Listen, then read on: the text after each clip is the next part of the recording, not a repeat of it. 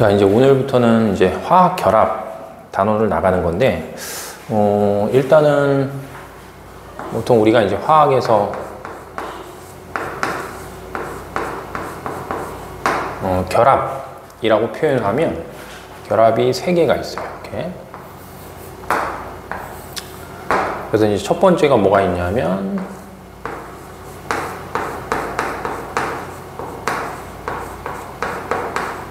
첫 번째가 이제 이온 결합.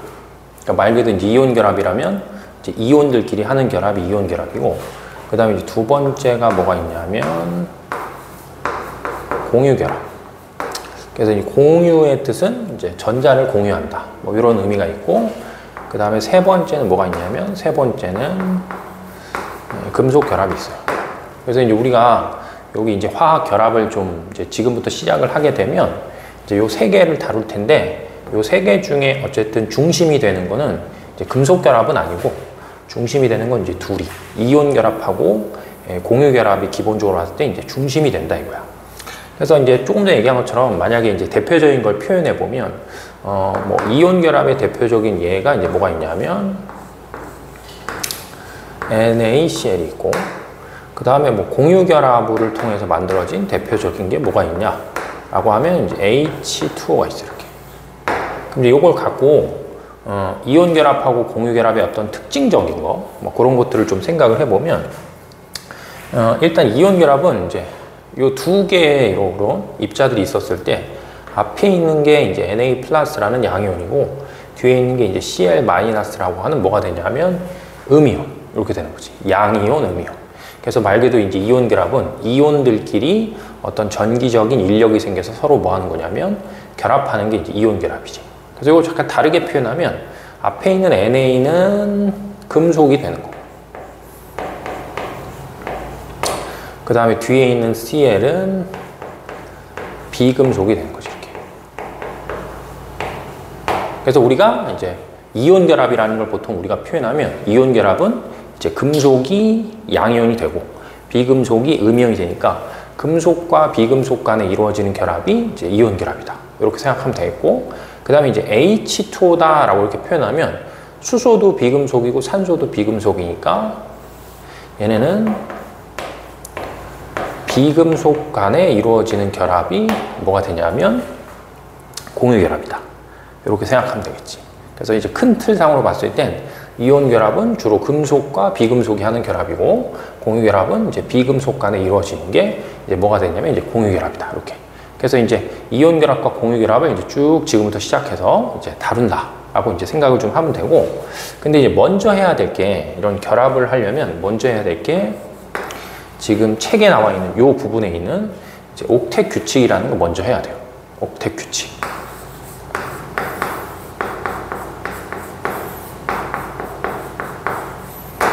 그래서 이제 옥텟 규칙이다 우리가 표현하면, 일단 이 옥텟이라고 하는 의미가 이렇게 옥텟을 얘기하는 거여서 몇을 뜻하는 거냐면 8을 뜻하는 거예요. 8.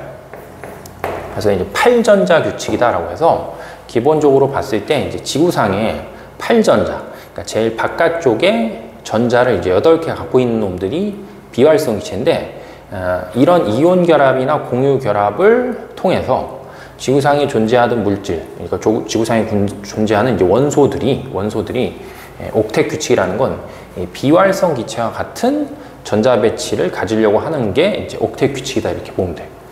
그러니까 뭐 어차피 규칙이니까 예외는 있으니까 대표적으로 봤을 때 이제 네온하고 아르곤을 좀 생각해 볼게요. 네온, 아르곤. 그래서 네온하고 아르곤은 만약에 껍질로 표현하면 네온은 K 껍질에 2개가 있고 L 껍질에 8개. 자, 이렇게 있고, 아르곤은 K 껍질에 2개 있고 L 껍질에 8개 있고 M 껍질에 8개 있고. 그래서 얘네 둘을 잘 보면 가장 바깥 껍질에 존재하는 전자가 몇 개로 끝나는 거냐면 8개로 끝나는 거야. 그래서 이제 요 제일 바깥쪽에 존재하는 요 전자들이 8개가 차면 우리는 보통 이런 거를 안정한 전자 배치다, 이렇게 이제 표현을 할 수 있는 거고, 물론 이제 규칙이니까 헬륨 같은 경우는 이 두 개만 차면 된단 말이야. 근데 이제 헬륨을 제외하고 네온이나 아르곤 같은 애들은 이렇게 8개의 전자를 차게 되면 우리가 이제 이런 것들을 뭐라고 부르냐면 이제 안정한 전자 배치다. 이렇게 표현해. 그래서 어떤 물질이 옥텟 규칙을 만족한다라는 표현은, 옥텟 규칙을 만족한다는 표현은 가장 바깥쪽에 전자를 몇 개 가는 거냐면 전자를 8개 가지려고 하는 게 이제 옥텟 규칙이다. 이렇게 돼. 물론 이제 헬륨은 2개밖에 없어요. 예외는 있는 거니까, 규칙이니까.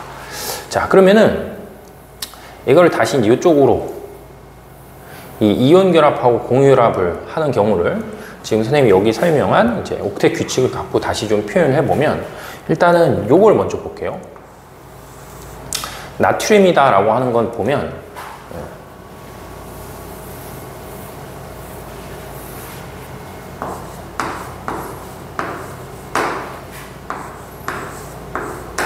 이제 전자 배치를 하게 되면 얘는 K 껍질에 전자가 2개 있고 L 껍질에 전자가 8개 있고 M 껍질에 전자가 하나 있어요. 이건 뭐 오비탈로 해도 상관없어. 오비탈로 하거나 뭐 전자 껍질 하거나 뭐 어떤 걸로 해도 상관없겠죠. 그 다음에 이제 Cl 같은 경우는 K 껍질에 2개가 있고 L 껍질에 8개가 있고 그 다음에 M 껍질에 몇 개가 있냐면 자 7개가 있어. 이렇게. 그럼 이제 얘네 2개를 비교해 봤을 때 얘는 조금 전에 선생님이 설명한 네온하고 비교해 봤을 때 네온은 가장 바깥에 전자가 8개 갖고 있었는데 얘는 바깥에 전자가 몇 개 있기 때문에 하나 있기 때문에 만약에 이 M 껍질에 있는 전자가 하나 뭐 하면 사라지게 돼서 그럼 이제 전자를 잃어버렸으니까 얘가 뭐가 되는 거야? 얘가 이게 양이온이 되는 거지. 그죠? 그럼 양이온이 되면 가장 바깥쪽에 전자를 8개 가져서 이제 비활성 기체와 같은 전자 배치를 하니까 뭐다? 옥텟 규칙을 만족을 하는 거지. 그럼 반대로 이제 Cl 같은 경우는 제일 바깥에 전자가 7개 있기 때문에 만약에 여기서 잃어버린 전자가 어느 쪽으로 들어오면 Cl로 들어와서 얘가 전자를 하나 더 얻어서 몇 개가 되면 8개가 되면 얘는 아르곤과 같은 전자 배치가 돼서 Cl- 음이온이 되는 거지. 그러면 결국은 얘네가 원래 NA나 원래 그냥 순수한 Cl 형태로 존재할 때보다는 전자를 잃거나 얻으면 비활성 기체와 같은 전자 배치를 갖기 때문에 안정한 전자 배치를 갖는다 이렇게 된 거지. 그러니까 결국은 이온 결합이 형성되는 거의 주 목적은 얘가 전자를 잃고 얘가 전자를 얻어서 뭐 한다? 옥텟 규칙, 비활성 기체와 같은 전자 배치를 갖기 위해서 이제 이온 결합이 이루어진다. 뭐 이런 식으로 생각을 좀 하면 되겠지. 자, 그 다음에 예를 해볼게요. 뭐 예를 들면 여기 나왔던 Cl2라고 하는 이제 염소 기체를 해보는 거야. 그럼 이제 Cl2라고 보통 우리가 부르는 염소 기체라는 게 존재하는데 염소는 이제 우리가 좀 표현해 보면 여기 Cl하고 여기 Cl이 있었을 때 가장 바깥쪽, 조금 이따 다시 설명하겠죠. 원자가 전자예요. 가장 바깥쪽에 전자가 하나, 둘, 셋, 넷, 다섯, 여섯 몇 개 있냐면 7개 있고 뭐 여기도 써놨죠. 그 다음에 다시 전자 하나, 둘, 셋, 넷, 다섯, 여섯 몇 개 있냐면 7개가 있어요. 그럼 이렇게 됐을 때 얘와 얘 입장에서 봤을 때 얘네들은 각각 전자가 뭐 하냐면 하나씩 뭐 한다? 하나씩 모질란 상태야. 그럼 얘하고 얘가 각각 전자가 하나씩 모질란 상태니까 만약에 얘네들이 이 하나씩 모질라는 이 전자를 얘네들이 만약에 이렇게 뭐 한다? 공유한다고 쳐봐. 그러니까 공유라는 의미는 같이 소유한다 이거지. 그죠? 그렇게 되면은 얘 입장에서 봤을 때 요렇게 해서 몇 개가 만들어질 수 있냐면 8개가 만들어질 수 있고 다시 얘 입장에서 봤을 땐 요렇게 해서 몇 개가 만들어질 수 있다? 8개가 만들어질 수 있겠지. 그러면 이제 금속하고는 다르게 이제 비금속 같은 이제 원소들 같은 경우는 전자를 서로 전자를 서로 공동으로 소유해도 뭘 만들 수 있다? 이제 옥텟 규칙을 만족을 할 수 있다 이렇게 되는 거지. 그러니까 결국은 선생님이 위에서 얘기한 이온 결합이나 아래서 얘기한 공유 결합, 이런 결합을 하는 거에 있어서 가장 큰 주 목적이 뭐냐라고 하면 비활성 기체와 같은 전자 배치를 뭐 하기 위해서 갖기 위해서 이제 화학 결합이 이루어진다. 자, 이런 식으로 생각을 하면 돼요. 그래서 이제 우리 책에 1페이지에 나와 있는 내용들은 주기율표에 있는 원소들을 좀 뭐 하는 거야? 분류해서 누구는 이온 결합을 잘하고 누구는 공유 결합을 잘하고 이제 이런 것들을 뭐 하냐면 조금 표현한다라고 이제 생각을 하시면 돼요. 자, 그래서 이제 원소를 좀 분류해 보면 일단은 이제 주기율표 상으로 봤을 때 여기는 이제 1, 2, 3, 4는 주기예요. 1주기, 2주기, 3주기, 4주기 있고, 그 다음에 여기는 이제 족이야, 족. 그럼 여기가 1족, 그 다음에 여기가 2족, 그 다음에 여기가 이제 13족. 자, 이렇게 표현할 수 있는 거지. 그럼 이랬을 때, 우리가 이제 주기율표 상으로 봤을 때, 금속이라고 부를 수 있는 원소들을 여기 색깔이 칠해져 있는 부분에 이제 표시를 하면, 2주기 1족에 속하는 게 리튬, 2주기 2족에 속하는 게 베릴륨, 그 다음에 나트륨, 그 다음에 마그네슘, 그 다음에 알루미늄, 그 다음에 칼륨, 그 다음에 칼슘. 자, 이렇게. 알겠죠? 개수를 세면 하나, 둘, 셋, 넷, 다여, 7개야. 그래서 이제 우리는 주기율표 사용할 때 20번까지를 보통 배우는데 20번까지 존재하는 원소 중에 요 7가지 원소가 뭐가 되냐면 보통 이제 금속이다. 이렇게 생각하면 돼. 그럼 이제 이 금속들은 전자를 뭐 하냐면 전자를 잃어버려야지 조금 전에 설명한 것처럼 옥텟 규칙, 안정한 전자 배치를 잃는 거야. 근데 이제 이게 규칙성 혹은 패턴이 있기 때문에 1족에 속하는 애들은 전자를 그 1족에 속하는 1만큼, 그러니까 1 플러스 몇 개냐면 전자를 한 개 뭐 하냐면 잃어버린다. 그럼 한 개 잃어버리게 되면 각각 한 개씩을 잃어버리게 되면 여기 써 있는 것처럼 그 전주기에 있는 비활성 기체의 전자 배치를 갖는 거지. 그러니까 예를 들면 리튬이면 헬륨이 되는 거고, 나트륨이면 네온이 되는 거고, 칼륨이면 이제 아르곤과 같은 이제 그런 전자 배치를 잃는 거지. 그래서 금속은 전자를 잃음으로 인해서 비활성 기체와 같은 전자 배치를 얻는다. 그러면 이제 같은 패턴을 하면 2족에 속한 애들은 2족에 속하기 때문에 2 플러스. 그래서 베릴륨도 2 플러스, 마그네슘도 2 플러스, 칼슘도 2 플러스 이렇게. 그래서 다 몇 개씩 잃어버리냐면 2개씩 잃어버리면 전주기의 비활성 기체의 전자 배치를 갖는다. 자, 이렇게 보면 되고, 그 다음에 마지막으로 이제 13족이 있는데, 13족은 원래 여기 이제 붕소가 있는데, 붕소는 이제 정확하게 치면 우리가 흔히 부르는 금속이 아니기 때문에 선생님이 뺀 거야. 그래서 이제 알루미늄만 놓고 봤을 때, 알루미늄이 이제 13족에 속하니까 얘는 3 플러스가 돼요. 그러니까 3 플러스가 된다는 건 이제 전자를 몇 개 잃어버린다. 이제 3개 잃어버리는 거지. 그래서 전자를 3개 잃어버리면 그 전주기에 있는 이제 네온과 같은 뭐가 된다. 전자 배치를 갖게 된다는 얘기지. 그래서 이제 원소를 분류할 때 금속들은 족의 1의 자릿수를 읽으면서 잃은 전자수를 표현할 수 있고, 그렇게 해서 전자를 잃으면 안정한 전자 배치를 갖는다. 이렇게 이제 생각을 하면 되겠죠.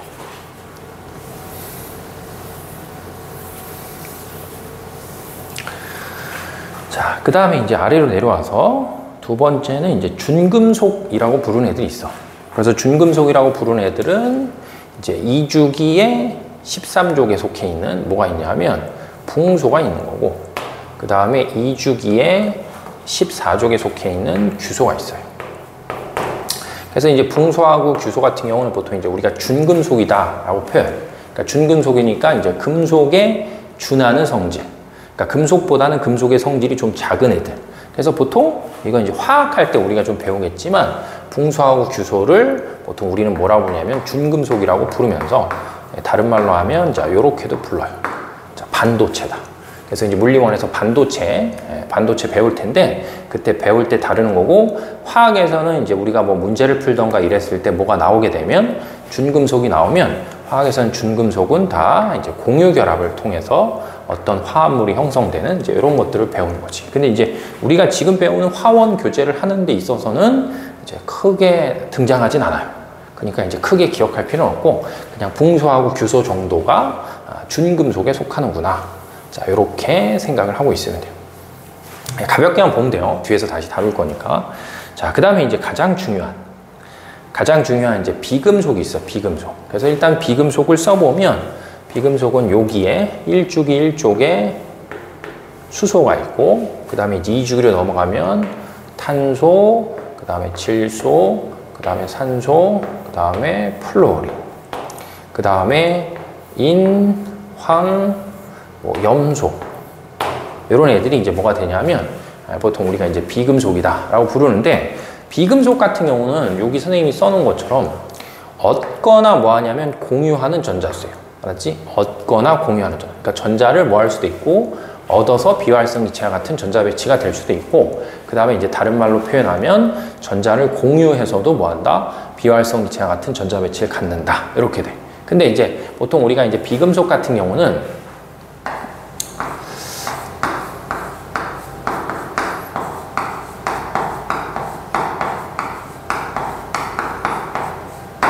루이스 전자점식이라는 걸 활용해서 이제 전자를 뭐해서 점으로 찍어서 뭐 공유하거나 전자를 얻거나 이런 것들을 표현하면 조금 좋아요.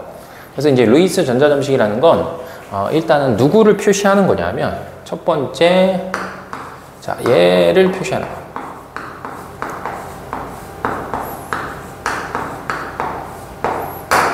원자과 전자. 그러니까 원자과 전자의 정의는 이제 원래 앞에서 배웠는데 화학 결합에 뭐 하는 거야? 참여하는 전자. 그렇지? 그래서 전자 배치를 했을 때 가장 바깥쪽에 있으면서 화학 결합에 참여하는 걸 이제 원자과 전자라고 부르는데, 루이스 전자점식은 그 원자과 전자라고 하는 이 전자를 하나의 뭐다? 하나의 점으로 표현하는 방법이 이제 루이스 전자점식이다. 이렇게 보면 돼. 그래서 이제 선생님이 좀 표현을 해보면, 일단 수소 같은 경우는 이제 1쪽이기 때문에 1쪽에 속하기 때문에 원자과 전자가 몇 개 있냐면 하나만 있어요. 하나만 이렇게. 자, 그 다음에 탄소, 질소, 산소, 플로린 있고 그 밑에 인황염소가 있는데, 인황염소는 질소, 산소, 플로린하고 뭐 하냐면 같은 쪽에 속하기 때문에 우리는 2주기에 있는 애들만 표시하면 3주기에 있는 원소들은 의미가 똑같다. 뭐 이렇게 생각하면 돼. 그래서 이제 탄소 같은 경우는 2주기 몇 쪽에 있냐면 2주기 14쪽에 있기 때문에 원자과 전자가 몇 개냐면 원자과 전자가 4개가 있고, 물론 얘는 이제 좀 전에 하나 있고, 그 다음에 얘는 원자과 전자가 5개 있고, 얘는 원자과 전자가 6개 있고, 얘는 원자과 전자가 7개 있어요. 그래서 얘네들이 각각 갖고 있는 이 뭐를, 원자과 전자를 하나의 뭐로, 하나의 점으로 뭐 하냐면 저 원소 주변에 표현을 한다라고 생각하시면 돼요. 근데 이제 표현할 때 방식이 있는데, 방식은 이제 프린트 옆에도 써놨는데, 일단 선생님이 점을 찍어보면 일단 여기 뭐가 있어? 뭐 탄소가 있으면 탄소가 전자가 4개 있으니까 전자 4개를 하나, 둘, 셋, 4개 이렇게 찍어줘요. 그래서 전자를 점으로 처음에 찍을 때는 하나의 원소 기호를 기준할 때 주변에서 먼저 어떻게 찍냐면 홀수가 나오게 이렇게 하나씩 표현을 해서 찍는 거야. 그러면 이제 그 옆에는 질소는 원자과 전자가 5개 있기 때문에 얘처럼 하나, 둘, 셋, 4개를 찍고 나도 전자가 하나 뭐야? 하나 남잖아. 그럼 이제부터 이렇게 전자가 하나 남으면 그때는 이 4개 찍은 것 중에 어딘가 하나를 다시 뭐 하는 거야? 하나를 더 찍어주는 거야, 이렇게. 그래서 이렇게 세는 거야, 이렇게. 하나, 둘, 셋, 4개 원자과 전자고, 얘는 원자과 전자가 하나, 둘, 셋, 넷, 5개다. 자, 그럼 같은 논리로 하면 산소도 전자를 하나, 둘, 셋, 4개 찍고 전자가 2개 더 있으니까 5, 6. 자, 이렇게 표현해서 찍는 거고, 그 다음에 이제 플로린도 보면 자, 7번, 그러니까 7개 있으니까 하나, 둘, 셋, 넷 찍고 5, 6, 자, 7개. 자, 이렇게 찍어보는 거예요. 그럼 이제 이렇게 원자과 전자를 찍고 나면 우리가 이제 어떤 생각을 할 수 있냐면, 예를 들어 이제 간단한 수소부터 해볼게. 자, 간단한 수소부터 해보면, 수소는 여기 18쪽에 있는 여기에 누가 있냐면 여기에 이제 헬륨이 있단 말이에요. 그럼 헬륨은 K 껍질에 전자를 몇 개 갖고 있냐면 2개 갖고 있는 거예요. 아니면 여기 있구나. 아, 여기 있어요, 여기 헬륨. 그래서 헬륨은 이제 K 껍질에 전자를 2개를 갖고 있는 거예요. 이렇게. 그러면 이제 수소 입장에서 봤을 때 수소는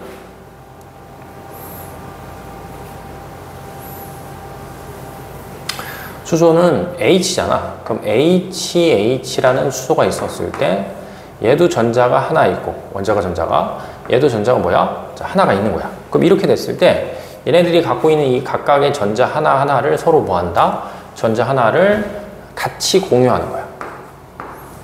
자, 이렇게 해서 같이 공유하면 얘도 헬륨의 전자 배치를 가질 수 있고 얘도 헬륨의 전자 배치를 가질 수 있죠.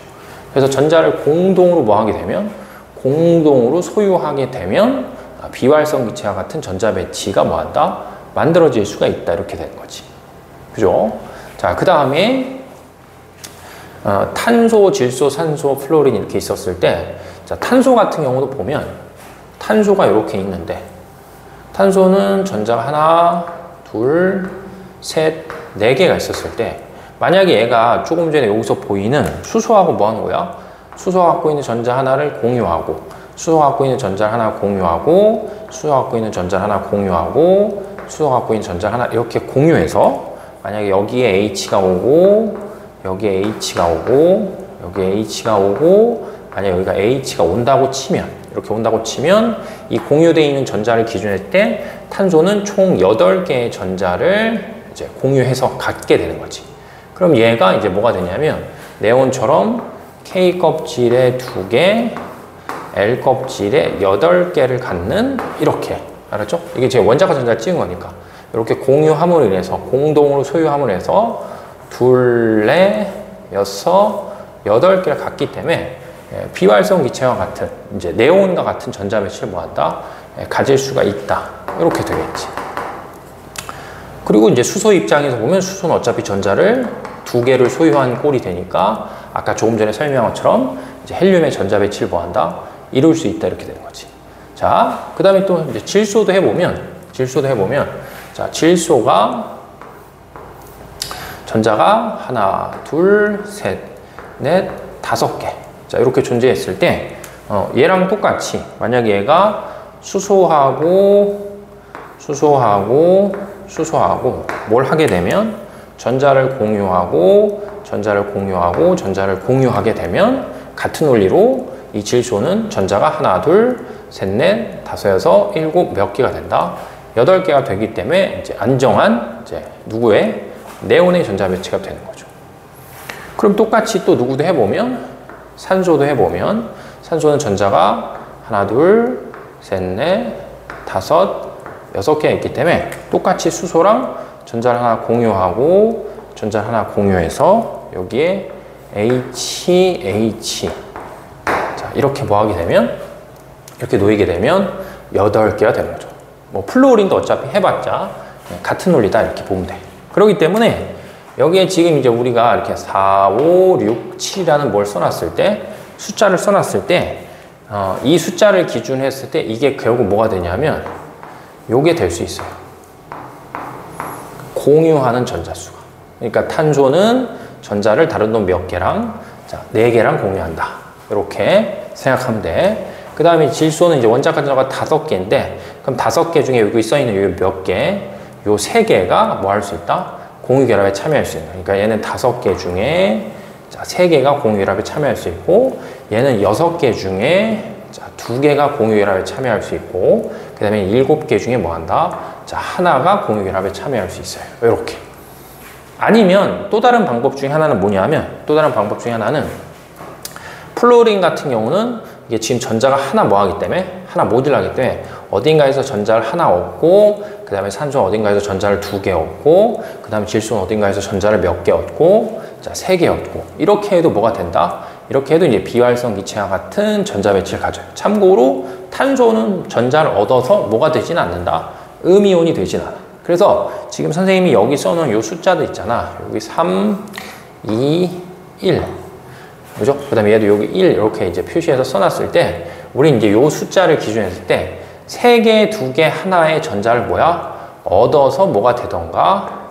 음이온이 돼서 안정한 전자 배치를 되던가, 아니면 3개, 2개, 1개의 전자를 뭐 하는 거야? 공유함으로 인해서 뭐 한다? 안정한 전자 배치를 갖게 된다. 뭐 이런 식으로 생각을 하면 되겠지.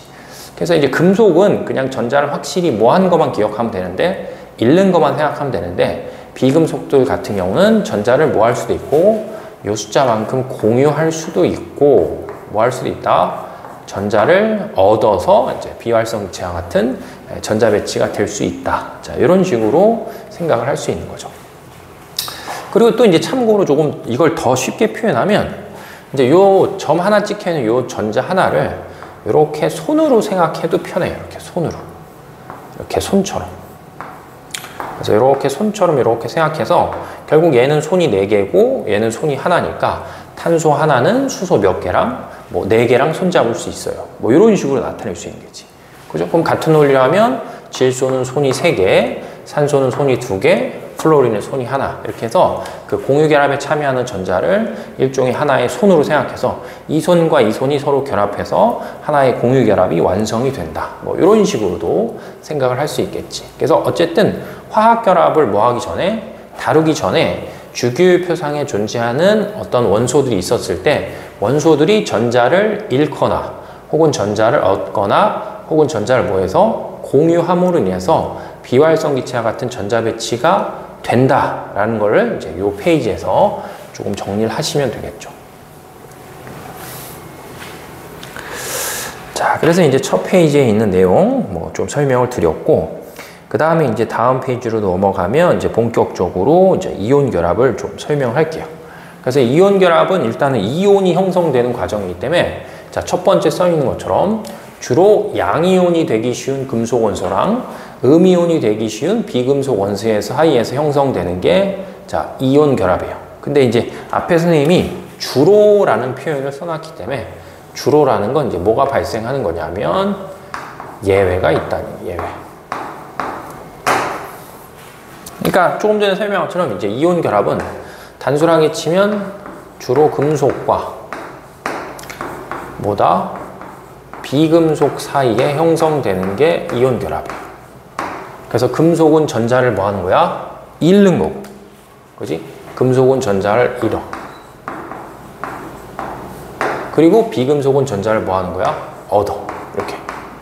그럼 하나는 전자를 잃고 또 하나는 전자를 뭐야? 얻는 거지. 그럼 잃으면 양이온이 되고 얻으면 뭐가 돼?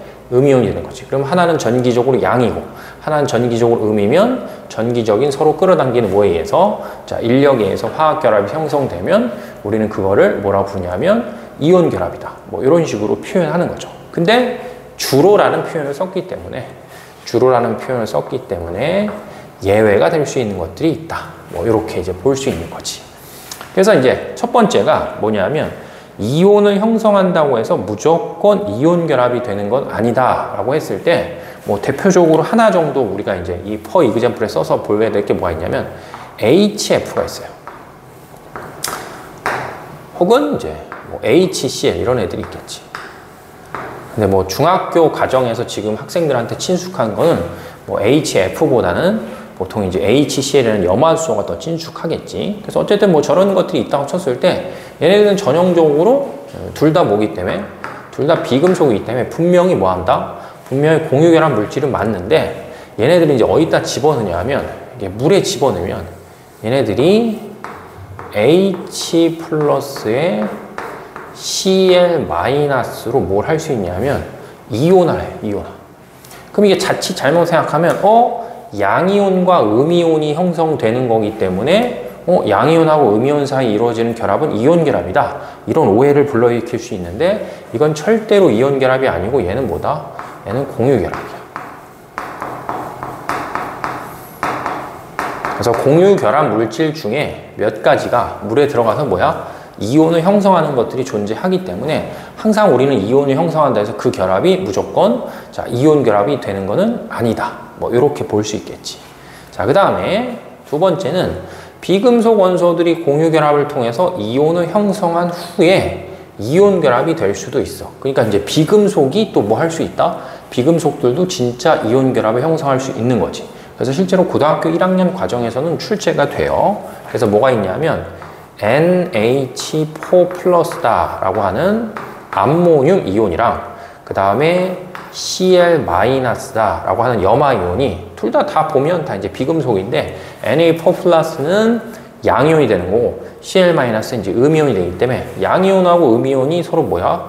결합해서 Na4Cl이라는 염화 암모늄이라는 고체 물질을 뭐 한다? 자, 고체 물질을 형성할 수가 있어요. 그렇기 때문에 항상 뭐 이온 결합이라고 하면 무조건 금속과 비금속이 하는 게 아니고 주로 금속과 비금속 사이에서 이루어지는 게 뭐다? 이온 결합이다. 이렇게 보면 되겠지. 뭐 예외가 좀 발생한다 이런 얘기예요. 그 다음에 마지막에 금속성이 강하지 않은 금속. 그러니까 금속성이 강하지 않은 금속은 아까 잠깐 설명했던 뭐냐면 준금속이 있어요.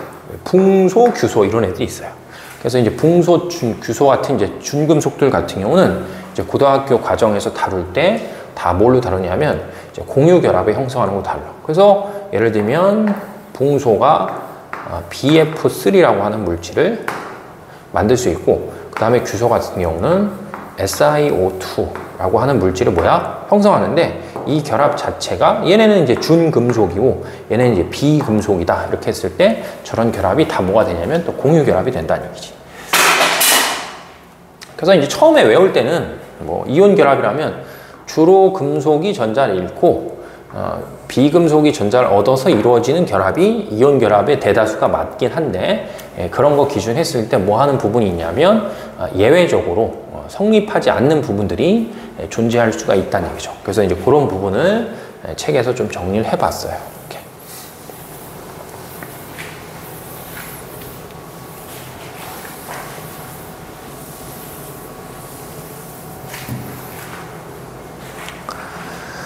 자, 그리고 이제 다음으로 넘어가면 이건 이제 그 고등학교 1학년 과학에서는 절대적으로 다루지 않고 화원에서 이온 결합을 할 때만 뭐 하는 거냐면 표현하는, 저기 써 있는 것처럼 이온 결합이 형성되는 과정에서 작용하는 어떤 힘과 그 다음에 이제 에너지의 변화, 자, 이런 것들을 좀 살펴보는 이제 그런 파트다라고 보여서 쉽진 않은 내용이. 그래서 일단은 이제 기본적으로 먼저 배경 지식처럼 알아야 되는 게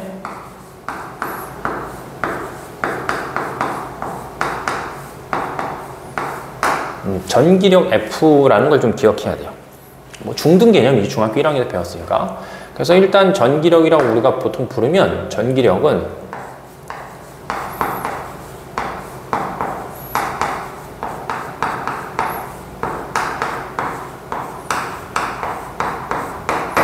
전하를 띠는 입자 사이에 작용하는 힘이에요.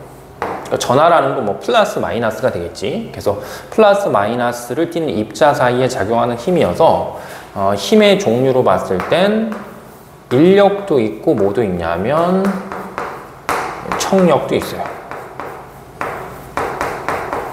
그럼 말 그대로 이제 인력이라고 하면 뭐 하는 거야? 인력이라면 서로 끌어당기는. 그러니까 뭐 전기적으로 플러스 띠는 입자랑 전기적으로 마이너스 띠는 입자가 있으면 이제 플러스하고 마이너스 띠는 입자 사이에는 전하 부호가 반대니까 서로 이렇게 끌어당기는 힘이 있고, 그 다음에 이제 청력이라고 그러면 전기의 부호가 서로 뭐 하기 때문에 같기 때문에 얘네들 사이에 뭐 하는 거야? 얘네 사이에 서로 밀어내는 힘이 있는 거지. 그래서 전기력은 인력과 청력 이 두 가지를 다 갖고 있다. 자, 이렇게 보면 되고, 그 다음에 세 번째는 전기력에 관한 이제 쿨롱 법칙이라고 해서 식이 있어요. 그래서 F는 K 곱하기 R의 제곱분의 Q1, Q2라는 식이 있어요. 그래서 이제 식 자체의 의미는 뭐냐면 Q1, Q2라는 거는 전하를 띠는 입자가 있었을 때 그놈들이 전기적으로 얼마만큼 플러스 마이너스를 띠냐라고 했을 때 그 플러스 마이너스를 띠는 값을 뭐 하는 거야? 서로 곱했을 때 그 값이 크면 클수록 전기력이 크다. 자, 이런 표현이 되겠고, 그 다음에 밑에 있는 R이라는 건 그 전하를 띤 입자 사이에 뭐 하냐면 떨어져 있는 거리를 표현하는 거야. 그래서 요걸 이렇게 한번 잡아서 같이 좀 얘기를 해보면, 예를 들면 여기 이제 플러스 띄는 입자와 여기 마이너스 띄는 입자가 있고, 그 다음에 여기 마이너스 띄는 입자랑 마이너스 띄는 입자가 있어. 그럼 첫 번째에 의해서 얘는 부호가 서로 반대이기 때문에 당기는 힘이 있고, 얘네는 서로 부호가 같기 때문에 뭐 하는 게 있다? 미는 힘이 있고, 얘네들 사이에 얼마만큼 떨어져 있는 뭐가 있는 거야? 자, 떨어져 있는 거리 R만큼이 존재하는 거지. 그럼 이랬을 때 얘는 전기적으로 플러스 3이고, 얘는 전기적으로 할 때 마이너스 2고, 얘는 전기적으로 할 때 마이너스 2고, 얘는 전기적으로 할 때 마이너스 뭐 10이었다 이렇게 치면 얘네들 사이에 끌어당긴 힘이랑 얘네들 사이에 밀어내는 힘을 요 식에 의해서 표현하면, 얘네 두 개를 곱하면 크기만 보면 6이고, 얘는 두 개를 곱하면 크기만 보면 20이기 때문에 얘가 얘네들 사이에 비해서 두 개의 전기를 띠는 값을 곱하면 뭐하기 때문에 크기 때문에 얘네들이 밀어내는 힘이 얘네들을 끌어당기는 힘보다 뭐하다? 더 크다. 뭐 이런 식으로 생각을 할 수 있겠지. 됐죠? 그럼 이제 이랬을 때 얘네가 이렇게 서로 뭐 하는 거야? 끌어당기잖아. 그죠? 그럼 서로 끌어당기면 서로 이렇게 끌어당기고, 얘네들은 서로 뭐 한다? 서로 이렇게 뭐 하게 되면 밀어내게 되면 얘는 거리가 가까워지니까 이 값이 줄어드니까 서로 끌어당기는 힘이 세지는 거고, 얘는 서로 뭐 하니까 밀어내니까 거리가 멀어지니까 서로 미는 힘이 뭐 한다? 작아진다. 이렇게 표현할 수 있겠죠. 그래서 우리는 이런 거를 보통 물리에서 다루는 이제 전기력의 식이다. 이렇게 표현할 수 있어. 그럼 이제 이걸 갑자기 하는 이유가 뭐냐 하면, 이 첫 번째 그림에서 나오는 것처럼 만약에 이제 요 입자가 양이온이라고 표현했으니까 요게 Na 뭐라고 하고 플러스라고 하고 요게 이제 Cl 뭐다? 자, Cl 마이너스. 자, 이렇게 생각해 보는 거야. 그러면 쟤네들이 그냥 외형상으로 봤을 때 하나는 전기적으로 플러스 T고 하나는 전기적으로 뭐야? 마이너스 T면 쟤네들 사이에 무슨 힘이 있어? 인력이라는 힘이 존재하는데, Na 플러스란 놈과 Cl 마이너스라는 놈의 이온의 구조를 잘 이렇게 보면, 구조를 잘 보면 중심에 뭐가 있고 원자 핵이 존재하고 그 다음에 주변에 뭐를 갖고 있기 때문에, 전자를 갖고 있기 때문에 얘네들이 꼭 무슨 힘만 있는 건 아니야. 꼭 인력만 있는 게 아니고 Na 플러스의 원자핵과 Cl 마이너스의 원자핵은 서로 뭐 하는 거야? 밀어내는 힘이 있고, 그지? 그 다음에 Na 플러스의 전자와 Cl 마이너스의 전자가 또 뭐 하는 거야? 또 미는 힘이 존재하는 거죠. 이렇게. 그렇기 때문에 항상 어떤 이온들이 존재하게 되면 무슨 힘만 있는 게 아니고, 인력이란 힘만 존재하는 게 아니고 무슨 힘도 있다? 자, 반발력이란 힘도 같이 뭐 한다? 같이 작용한다 이거야. 그렇기 때문에 항상 우리가 이제 화원에 있는 내용을 다룰 때는 이온 사이에 작용하는 힘이다라고 부르면 머릿속으로 봤을 때 무슨 힘도 있고 서로 끌어당기는 인력이란 힘도 있고, 그 다음에 뭐 한다? 서로 밀어내는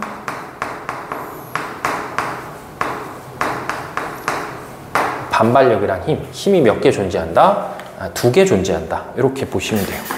알겠죠? 그래서 첫 번째 나와 있는 그림에서는 이제 그 내용을 자, 표현을 해준 거다라고 이제 보면 되겠지. 자, 그 다음에 이제 밑으로 내려가면 이제 그래프를 좀 봐야 되거든. 그래프. 그래서 이제 요 그래프는 인력에 관한 그래프하고 반발력에 관한 그래프가 2개가 있는 거야. 그래서 그래프의 의미는 거리에 따른 뭐다? 힘이야. 알았지? 거리에 따른 힘. 그러니까는 이렇게 Na 플러스란 입자랑 이렇게 Cl 마이너스란 입자가 있으면 우리가 조금 전에 설명한 것처럼 얘네들 사이에는 무슨 힘도 있고 전기적인 인력에 관한 힘도 있고, 그 다음에 얘네들 사이에는 전기적으로 서로 뭐하는 밀어내는 자, 반발력이다 라는 힘도 뭐하는 거야? 존재하는데, 얘네들이 거리가 뭐야? 가까워지고 가까워짐에 따라서, 알았죠? 얘네들이 거리가 가까워짐에 따라서 그 그래프 상으로 봤을 때 자, 인력에 관한 그래프랑 반발력에 관한 그래프 몇 개가 만들어진다? 자, 2개가 만들어진다는 얘기야. 근데 이거는 좀 되게 디테일하게 들어가는 거여서 그냥 그러려니 하고 생각하시면 돼서, 여기서 있는 것처럼 인력에 관한 그래프는 거리 6제곱분의 1에 비례하는 만큼의 힘을 갖는 거고, 그 다음에 반발력에 관한 그래프는 거리 12제곱분의 1만큼의 반발력에 관한 힘이 뭐한다? 존재한다. 뭐 이 정도 이렇게. 그러니까 아까 설명했던 이제 전기력은 하나의 입자와 하나의 입자 사이에 작용한 힘을 표현하고, 실제로 봤을 때 이제 이 Na 플러스하고 Cl 마이너스 안에는 그 물질을 구성하는 입자들이 다 여러 개가 존재하기 때문에 그 여러 개를 뭐 하는 거야? 합쳐서 만약에 표현하면 인력에 관한 거는 이렇게 되는 거고, 자, 반발력에 관한 건 이제 이렇게 거리에 따라서 값을 나타낼 수가 있다. 이렇게 돼요. 그래서 이제 그래프를 잘 보면 만약에 이제 이 Na 플러스랑 Cl 마이너스가 어떤 거리를 두고 조금 이렇게 멀리 뭐 하는 거야? 멀리 떨어져 있으면 그래프를 잘 보시면 인력에 관한 그래프가 반발력에 관한 그래프보다 더 뭐야? 더 위에 있는 거야. 여기죠? 그래프가 인력에 관한 그래프가 반발력보다 더 위에 있기 때문에 이 두 입자가 멀리 떨어져 있기 때문에 인력의 힘보다는 반발력이란, 2개를 비교했을 때 인력의 힘이 반발력이란 힘보다 더 뭐하기 때문에 우세하기 때문에, 만약에 내가 얘를 이렇게 고정시켜 놨다고 치면 이 CL이라는 게 NA를 향해서 이렇게 쭉 뭐 하는 거야? 쭉 다가온다. 이렇게 돼. 알겠죠? 그래서 쭉 다가. 그래서 거리가 멀 때는 인력이 반발력보다는 더 크다 이렇게 되겠죠. 그러다가 이제 어느 시점이 되면 이제 인력과 반발력이 뭐한다?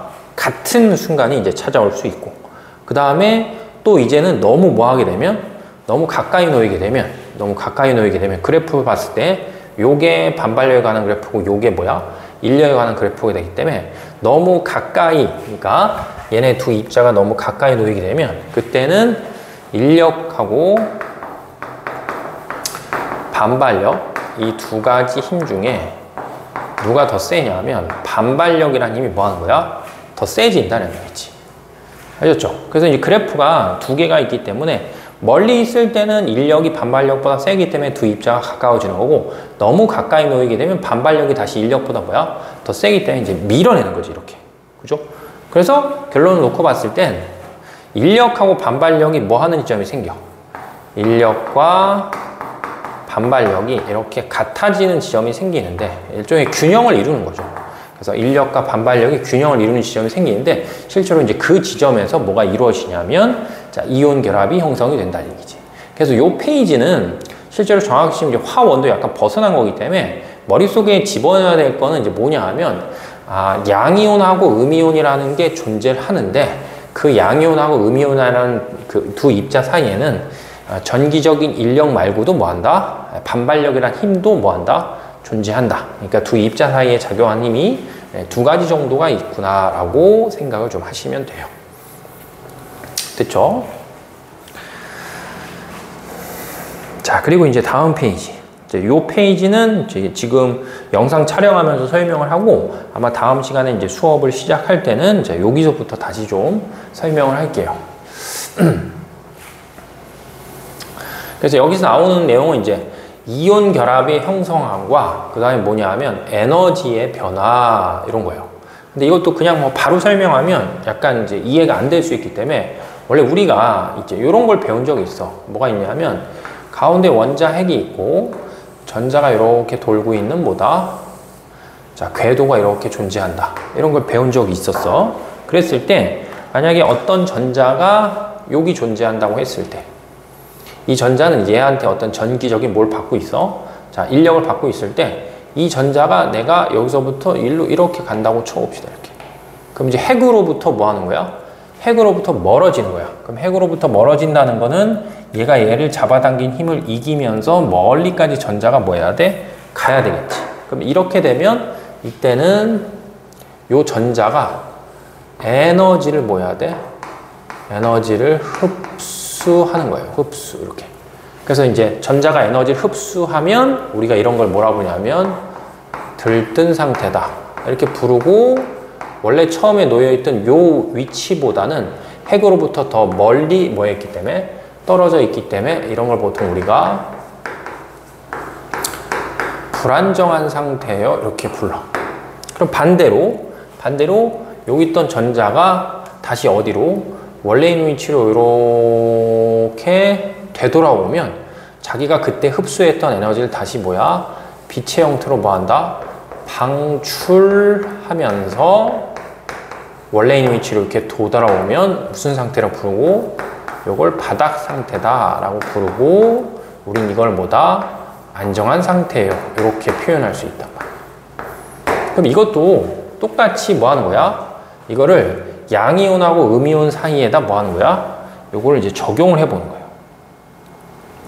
알겠죠? 그럼 양이온하고 음이온 사이 이걸 적용해보면, 자, 양이온하고 음이온이 어떤 R만큼의 거리를 뭐 하는 거야? 떨어져 있었을 때, 예를 들면 양이온을 내가 고정시키고 음이온이 양이온을 향해서 가는 거지. 그러니까 느낌은 이거를 편의상 만약에 양이온이었다고 치고, 요걸 뭐다? 요걸 이제 음이온이다. 이렇게 생각을 해보는 거죠. 이렇게. 그러면 이제 양이온을 귀할 때 음이온이 저기 멀리 있다. 이제 양이온 향해서 가까이 다가오면 에너지를 뭐 하는 거야? 에너지를 방출하면서 여기 써 있는 것처럼 뭐 한다? 여기 써 있는 것처럼 안정화되는 거예요. 이렇게. 그래서 두 이온이 접근할수록 뭐가 작용하니까? 인력이라는 힘이 점점 더 크게 작용하니까 뭐가 된다? 자, 안정화가 된다. 이렇게 되는 거지. 그랬는데 만약에 양이온하고 음이온이 너무 뭐하게 되는 거야? 너무 가까이 다가오게 하면 그때는 이제 무슨 힘이 작용하냐면 반발, 얘네들이 서로 밀어내는 힘이 작용하기 때문에 반발이라는 힘은 입자를 뭐 하는 거야? 불안정하게 만드는 거지. 그래서 너무 가까워지면 반발력이 작용해서 입자들이 뭐 하는 거야? 불안정해진다 이렇게 돼. 알겠죠? 그렇기 때문에 요 그래프를 잘 보시면 그래프가 지금 총 몇 개가 있냐면 3개가 있단 말이에요. 3개. 보이시죠? 그럼 3개가 있으면 먼저 이제 요 그래프부터 보면 요 그래프는 두 입자가 가까워짐에 따라서 인력에 의해서 뭐 하는 거야? 인력에 의해서 입자들의 에너지가 점점 안정화하는 그래프를 보여주는 거고, 그 다음에 요 파란색 그래프는 입자가 서로 뭐야? 점점 가까이 다가옴에 의해서 뭐에 의해서? 반발력에 의해서 점점 불안정해지는 에너지 변화를 보여주는 뭐다? 그래프가 된단 말이에요. 그래서 이제 그래프가 2개가 있기 때문에 그 2개의 그래프를 하나로 뭐야? 하나로 합쳐서, 알았죠? 2개의 그래프를 하나로 합쳐서 나타낸 그래프가 뭐가 되는 거야? 빨간색 그래프가 돼요. 그래서 우리는 빨간색 그래프만 뭐 할 수 있으면 돼? 읽으면 돼서 빨간색 그래프의 뜻은 입자들이 서로 가까워짐에 따라서 에너지가 점점 뭐야? 에너지가 점점 줄어서 뭐 했다가 안정화됐다가 입자들이 너무 가까워지면 다시 뭐야? 에너지가 커지면서 뭐 한다? 불안정화가 된다. 이렇게 되는 거지. 그럼 결국은 이온이 형성되는 위치는 어디냐라고 물어보면 이온이 형성되는 위치는 당연히 뭐야? 두 입자의 에너지가 뭐 하는 거야? 에너지가 제일 작은 지점에서 뭐가 형성이 된다? 자, 이온 결합이 형성이 된다. 이렇게 되겠지. 그러니까 아까 걸 여기다 이제 붙여보면 두 입자가 멀리 떨어져 있을 때는 인력하고 반발력 요소 중에 인력이 반발력보다 뭐하기 때문에 크기 때문에 얘네들이 서로 점점 가까이 뭐 하는 거야? 다가오면서 에너지가 뭐야? 에너지가 이제 줄어드는 거고, 그랬다가 너무 가까워지면 다시 에너지가 커진다는 건 인력하고 반발력 중에 누가 더 크기 때문에 반발력이 더 커지면서 입자들이 뭐 한다? 불안정해진다는 얘기지. 그래서 고로 결국은 인력과 반발력이 뭐 하는 지점에서 서로 이렇게 균형을 이루는 지점에서, 알았죠? 서로 균형을 이루는 지점에서 뭐가 형성된다? 자, 이온 결합이라는 게 형성이 되는구나 라고 생각을 하고 있으면 되겠지. 그래서 이제 좀 여기 읽어보면서 다시 정리해 볼게. 첫 번째, 양이온과 음이온 사이의 거리가 뭐 하는 거야? 가까워지면 이 전기적인 뭐에 의해서 인력이 커지면서 에너지가 뭐 하는 거야? 에너지가 작아지면서 안정화가 된다. 이렇게 되고, 그 다음에 두 이온 사이의 거리가 너무 뭐하면? 너무 가까워지면 반발력이 뭐야? 커져서 에너지가 급격하게 높아지면서 뭐 하는 거야? 불안정해지는 거지. 그렇기 때문에 결국은 인력과 반발력이 뭐야? 균형을 이루어서, 알았죠?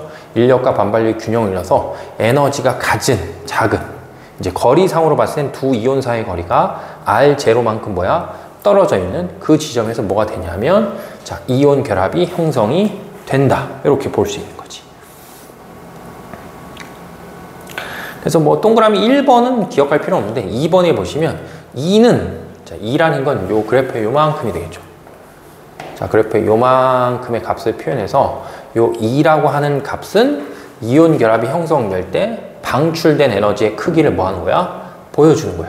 알겠죠? 그러니까 이온들이 멀리 떨어져 있다가 서로 가까워지면서 요만큼 위치에서 여기 딱 놓이게 되면 이만큼 에너지 뭐야? 이만큼 에너지를 방출하면서 안정화되는 거지.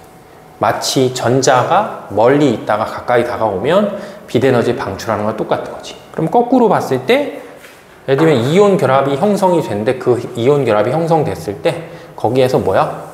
이만큼의 에너지를 뭐하면 다시 주면 이 양이온과 음이온 사이에 뭐야? 인력이 끊어지면서 이제 이온 결합이 떨어진다 이렇게 되겠지. 그래서 여기 써 있는 것처럼 이온 결합을 반대로 끊기 위해서는 이만큼의 에너지를 거꾸로 뭐야? 공급을 해주게 되면 결합이 끊어지면서 다시 양이온과 음이온이 뭐한다? 분리될 수가 있다. 뭐 이런 식으로 생각하면 되겠죠. 그래서 이제 통합과학에서는 다루지 않는 파트가 돼서 이제 화원에서만 양이온과 음이온 사이에 서로 뭐가 형성될 때, 결합이 형성될 때 이런 식의 에너지의 뭐다? 에너지 변화 값을 가질 수 있구나. 뭐 이렇게 생각하면 되겠죠. 그래서 이제 지난주 토요일 날 보통 이제 수업을 할 때 선생님이 요까지 수업을 진행하고 나머지는 그때 이제 과제로 나간 부분 문제풀이였으니까 그거는 이제 이번 주 수업 들어오면 그때 좀 다시 확인할게요. 그래서 내용상으로 봤을 때 요만큼을 알아야지 우리가 내일 토요일 날 수업을 이제 좀 들을 수 있으니까 여기까지는 이제 쫙 듣고 내일 좀 참여를 하시면 돼요. 자, 됐어요. 수업은 여기까지 할게요.